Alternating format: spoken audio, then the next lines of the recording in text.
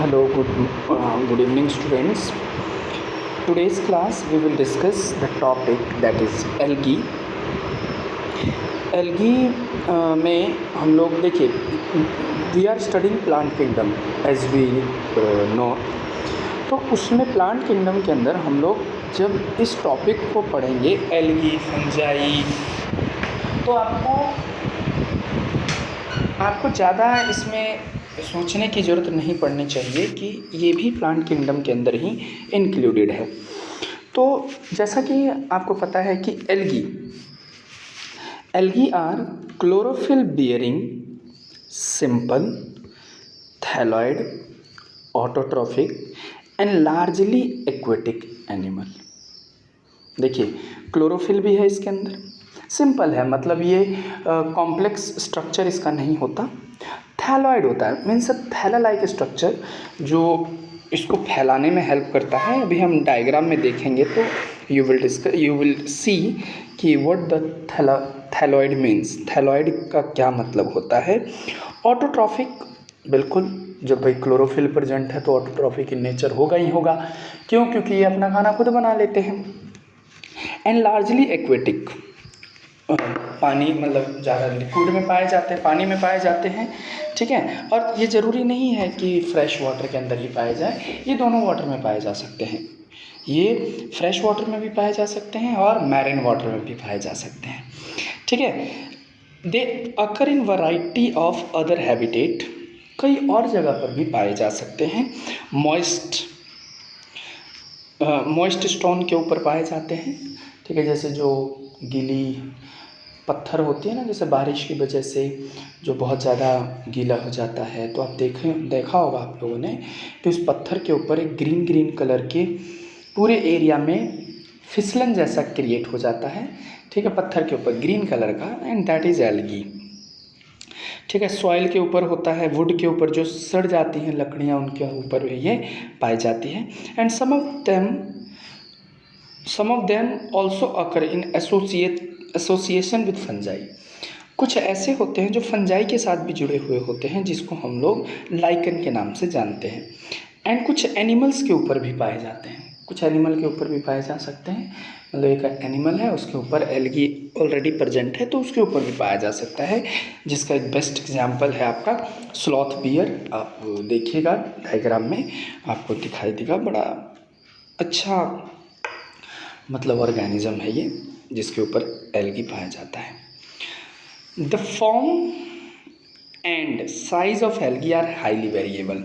मतलब ये जो ऑर्गेनिज्म है आपका, इसके साइज अलग अलग हो सकते हैं, ठीक है। मतलब दे आर हाईली वेरिएबल, कोई बड़ा हो सकता है, कोई छोटा हो सकता है, कोई गोल शेप का हो सकता है, कोई मतलब यू कैन से आप वैरायटी ऑफ शेप के एल्गीज पाए जा सकते हैं।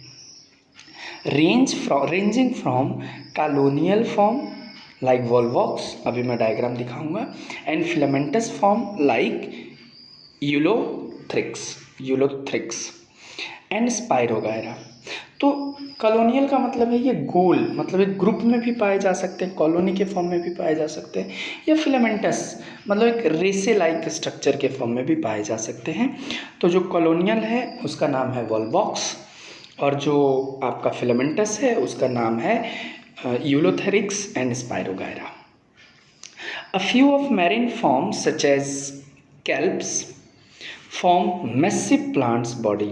अब एक जो मैरिन होते हैं, मतलब कि जो ज़्यादातर पानी वाले दलदल या कीचड़ वाली जगह पर जहाँ पर ये एल्गी पाए जाते हैं, उसका एक बेस्ट एग्जाम्पल है आपका कैल्प्स, ठीक है। और ये बहुत मतलब पूरे एरिया को कवर अप कर लेते हैं, जिस जगह पर ये पाए जाएंगे वहाँ पूरा एरिया ये कवर कर लेंगे। अब अगर हम बात करें रिप्रोडक्शन की, एल्गी रिप्रोड्यूस कैसे करता है, तो the algae reproduce by vegetative, sexual and asexual mode of reproduction. मतलब ये तीनों तरीके का रिप्रोडक्शन करता है। ये एक ऐसा ऑर्गेनिज्म है जिनकी जो जनसंख्या होती है, ठीक है, जिनका जो पॉपुलेशन होता है वो कुछ ही समय में वो पूरा एरिया को कवर कर लेगा। तो ऑब्वियस सी बात है ऐसे ऑर्गेनिज्म के अंदर कुछ ऐसा एक सिस्टम होना चाहिए जो किसी भी कंडीशन में सर्वाइव कर सके। ठीक है। तो इसीलिए ये कहा जाता है कि जो एल्गी होते हैं वो तीनों तरीके के रिप्रोडक्शन करते हैं। तो सबसे पहले अगर हम लोग वेजिटेटिव रिप्रोडक्शन की बात करें तो vegetative reproduction is by fragmentation. Fragments के फॉर्म में अपने आप को तोड़ लेते हैं और फिर एक फ्रेगमेंट जो है वो कंप्लीट ऑर्गेनिज्म में डेवलप हो जाता है। तो देखिए each fragment develop into thallus. फिर asexual mode of reproduction, asexual reproduction is by production of different type of spores, the most common being the zoospores. मतलब कहने का ये है कि एसेक्सुअल मोड ऑफ रिप्रोडक्शन में बेटा ये एक स्पोर्स बनाता है जिसका बेस्ट जो स्पोर्स है उसका नाम है जूस्पोर्स। ठीक है। They are filamentous, that is bracket में है, flagellated and on germination give rise to new plant. मतलब जूस्पोर्स फ्लैजिलेटेड होते हैं, फ्लैजिला के मतलब मोटाइल्स एक जगह से दूसरी जगह पर वो मूव कर सकते हैं और फिर ये न्यू डेवलप होंगे और डेवलप होने के बाद एक न्यू ऑर्गेनिज्म में बदल जाएंगे। तो देखिए वेजिटेटिव में फ्रेगमेंटेशन प्रोसेस करता है, उसके बाद सेक्सुअल रिप्रोडक्शन में स्पोर्स बनाता है। अब तीसरी जो बात आती है वो हमारा आता है सेक्सुअल रिप्रोडक्शन। मैं ये निशान लगा देता हूँ, आप लोग भी इसको समझ लीजिएगा। ठीक है, दैट इज यहाँ तक। Okay next. अब देखिए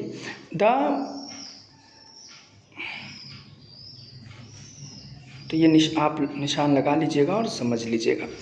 now the sexual reproduction take place through fusion of two gametes.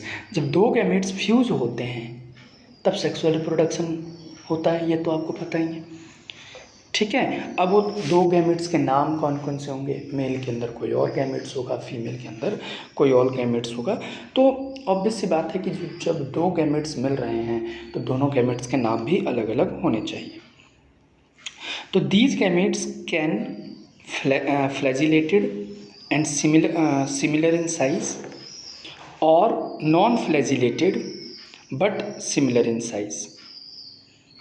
देखिए यहाँ पर जैसा कि आप लोगों को पता है कि मेल और फीमेल गैमेट्स अगर दोनों सेम होते हैं, सेम स्ट्रक्चर के होते हैं, ठीक है, तो उस गैमेट्स को हम लोग आइसोगैमस के नाम से जानते हैं। तो आइसोगैमस बेटा किस में पाया जाएगा? आइसोगैमस आपका यूलोथेरिक्स में पाया जाएगा। और अलग अलग साइज़ का जो होगा गैमेट्स जो अलग अलग होंगे, मतलब मेल का स्ट्रक्चर अलग, फीमेल का स्ट्रक्चर अलग, तो उसके अंदर बेटा स्पाइरोगायरा आपका बेस्ट एग्जाम्पल आ जाएगा। ठीक है। तो जिसमें एक ही तरीके के मतलब साइज में मेल और फीमेल गैमेट्स के अंदर अगर आप डिफरेंस क्रिएट नहीं कर सकते, मतलब उनके साइज़ में डिफरेंस नहीं कर सकते, उनके स्ट्रक्चर के अंदर अगर आप डिफरेंस नहीं कर सकते, तो इस तरह के गैमेट्स को आइसोगैमस कहा जाता है। मतलब ऐसे गैमेट्स जिसमें मेल और फीमेल दोनों का स्ट्रक्चर एक जैसा होता है उसको हम लोग आइसोगैमस के नाम से जानते हैं। Now, fusion of two gametes dissimilar in size, as in the species of Eudorina, is termed as anisogamous। लेकिन जिसके दो अलग अलग तरीके के, दो अलग अलग शेप के अगर गैमेट्स होते हैं तो उसको हम लोग एनिसोगैमस के नाम से जानते हैं। और उसका बेस्ट एग्जाम्पल हो गया Eudorina. Eudorina is the example of एनिसोगैमस।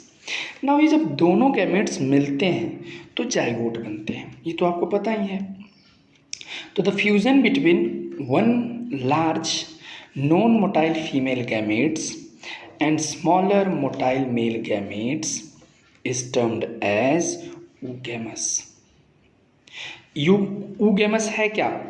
देखिए फीमेल का जो गैमेट होगा वो बेटा नॉन मोटाइल होगा, लार्ज होगा।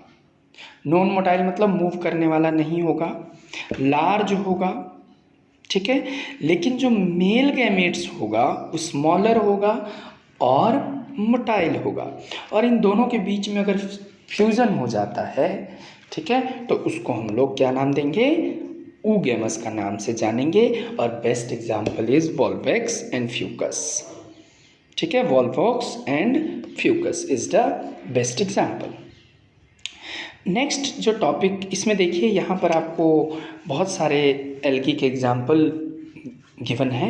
You can see each and every part over here, ठीक है। ये देखिए, ये जो आपका this is your green algae, ठीक है। ग्रीन एल्गी का फर्स्ट पार्ट हो गया वॉल्वॉक्स, देखिए कॉलोनी में पाया जा रहा है, आपको गोल गोल से दिखाई दे रहे होंगे, तो दैट इज़ वॉल्वॉक्स, ठीक है। Second is your Ulothrix, Ulothrix is also the example of your means you can say your algae, ठीक है।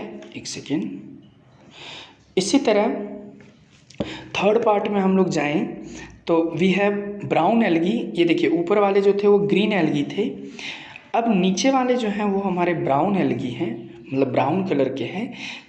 मतलब ये भी कौन सा कलर इसके अंदर है उसके ऊपर भी डिपेंड करता है, ठीक है। तो इस चीज़ का प्लीज़ ध्यान रखिएगा कि कौन से तरह का ब्राउन कलर में कौन सा क्लोरोफिल है, वो भी हम लोग अभी डिस्कस करेंगे। तो तीसरा जो इसका एग्जाम्पल है बेटा, laminaria, this is laminaria. Fucus, Fucus, this is Fucus, देखिए किस तरह का स्ट्रक्चर बना हुआ है फ्यूकस का, ठीक है। डिक्टायोटा, दिस इज़ डिक्टायोटा। अब रेड एल्गी मतलब इसके अंदर कोई अलग किस्म का ही आपका पाया जाता होगा क्लोरोफिल, है ना। तो इसके दो ही एग्जाम्पल दे रखे हैं, एक हो गया आपका Porphyra and second is Polysiphonia. तो these are the examples of, यानी कि तीन तरह के आपके एल्गी हो गए। अब सब हमें यहीं से समझ में आ रहा है, एक ग्रीन कलर का हो गया, एक ब्राउन कलर का हो गया और एक रेड कलर का हो गया। ये तो हमें साफ साफ यहीं से दिखाई दे रहा है। ओके, नेक्स्ट टॉपिक जो हमारा आता है कि अब ये अलग अलग कलर के एल्गी हैं, तो इनके अंदर क्या डिफरेंस है। ऑब्वियस सी बात है, अभी मैंने जैसा कि आपको बताया कि इनके अंदर डिफरेंस ज़रूर होगा। और डिफरेंस किस वजह से होगा, डिफरेंस बेटा इसके अंदर कौन सा क्लोरोफिल पाया जा रहा है उसके डिफरेंस के कारण ऐसा होगा। तो algae are useful to man in the variety of way, ये हमारे लिए बड़ा यूज़फुल है। एल्गी जो है ना हमारे लिए बहुत यूज़फुल है। कैसे, अब मैं अगर आपको बताऊं, यहाँ पर आप पढ़ेंगे तो आप ये देखेंगे कि एल्गी ह्यूमन बीइंग के कई सारे न्यूट्रिएंट्स प्रोवाइड करता है, बहुत सारे ऐसी दवाइयाँ देता है, बहुत सारे ऐसे मतलब केमिकल्स प्रोड्यूस करता है जो ह्यूमन बीइंग के लिए यूज़फुल है, ठीक है। तो ये हमारे लिए बड़ा इम्पॉर्टेंट रोल प्ले करता है। तो algae are useful to man in variety of way, at least half of the total carbon dioxide fixation on earth is carried out by algae through photosynthesis. अब देखिए यहाँ पर साफ साफ ये बोल रहा है कि carbon dioxide, half of the carbon dioxide, हमारे अर्थ के ऊपर जितना भी कार्बन डाइऑक्साइड का फिक्सेशन होता है उसका आधा हमारा सिर्फ कौन कर देता है, एल्गी कर देता है। अब कार्बन डाइऑक्साइड का फिक्सेशन होगा तभी तो ऑक्सीजन मिलेगा, अदरवाइज तो ऑक्सीजन हमें मिलेगा ही नहीं, हम सर्वाइव ही नहीं कर पाएंगे।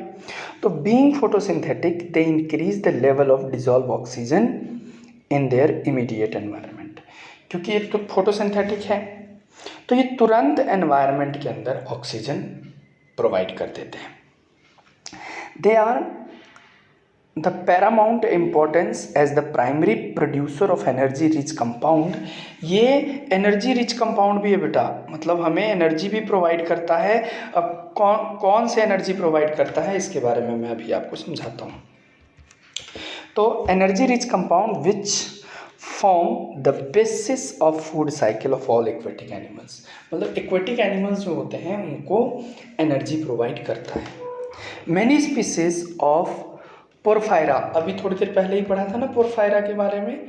Porphyra is the red algae, थोड़ी देर पहले ही मैंने आपको समझाया था। ये देखिए Porphyra, Porphyra is a red algae. तो पोरफायरा के अंदर, ठीक है,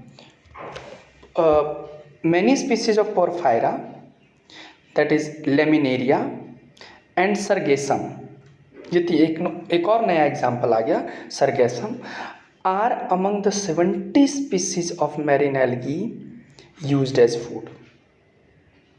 Certain marine brown and red algae produce large amount of hydrocolloids, water holding मतलब सब्सटेंस, मतलब ये वाटर को होल्ड करके रखते हैं।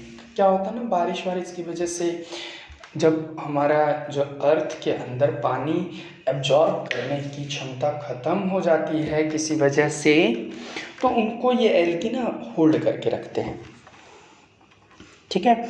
उसके बाद एक और एग्जाम्पल है एल्जीन, ठीक है, एल्गीन भी के नाम से भी इसको जाना जाता है, जो कि ब्राउन एल्गी है, और कैरागीन जो कि रेड एल्गी है, आर यूज कमर्शियली।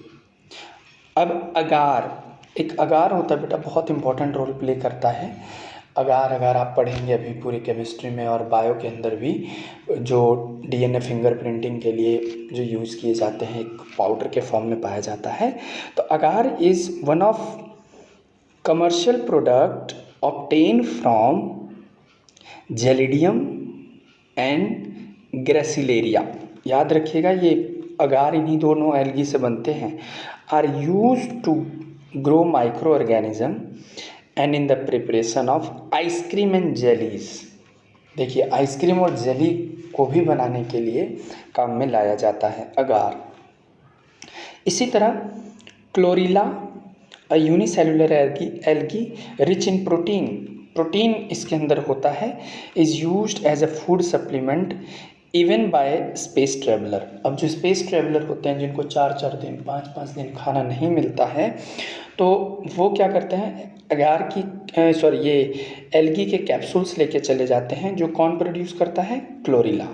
क्लोरीला नामक एल्गी एक प्रोटीन प्रोड्यूस करता है, जिसके कैप्सूल्स बनाकर वो लेकर चले जाते हैं, और उसी कैप्सूल को खाने के बाद वो लगभग 4 से 5 घंटे तक रह सकते हैं, ठीक है। अब एल्गी को 3 पार्ट में डिवाइड किया गया। तो the algae are divided in 3 main category, that is chlorophyceae, phaeophyceae and rhodophyceae. देखिए क्लोरोफाइसी क्लोरोफिल होगा, फियोफाइसी ब्राउन कलर का क्लोरोफिल प्रेजेंट होगा, रोडोफाइसी में रेड कलर का, जो कि हम अगली क्लास में डिटेल में पढ़ेंगे, ठीक है। यहाँ तक समझ में आ गया? Thank you, have a nice day.